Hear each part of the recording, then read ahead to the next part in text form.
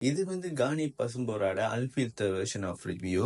இந்த பசும்பொரு எப்படி இருந்துச்சுன்னா, இதோட சாஸ் வந்து லைட்டா கொஞ்சம் இனிச்சிச்சு. ஆனா நல்லா இருந்தது.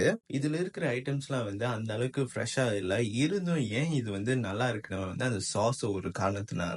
இன்னைக்கு எங்க வந்திருக்கோம் பாத்தீங்களா? பசும்பொரு சாப்பிட கானி பசும்பொருக்கு தான் வந்திருக்கோம். பாக்குறதுக்கே வாயூரும்படி அவ்ளோ சாப்பாடு வச்சிருந்தாங்க. நான் ஒரு பிளேட் எடுத்து எனக்கு பிடிச்சது மட்டும் எடுத்துட்டு அந்த அண்ணன்ட்ட போய் குடுத்தேன். அந்த அண்ணன் 1, 2, 3 சொல்லி துண்டு துண்டா வெட்டி அது மேல சாஸ் ஊத்தி குடுத்தாரு.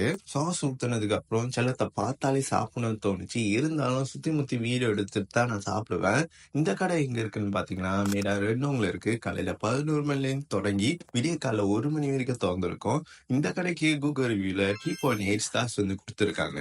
பசும்பொரு எப்படி இருந்துச்சுன்னு கேட்டீங்களா? இதோட அன்ஃபில்டர் வெர்ஷன் வந்து நான் யூடியூப்ல அப்லோட் பண்ணியிருக்கேன். அங்க வந்து நீங்க பாத்துக்கலாம். பயோல லிங்க் இருக்கு. நீங்க அதை தட்டினாலே ஓப்பன் ஆயிரும். இப்ப அப்படின்னு வந்து போயிட்டு உங்களை அடுத்த வீடியோ சந்திக்கிறேன். வரட்டா.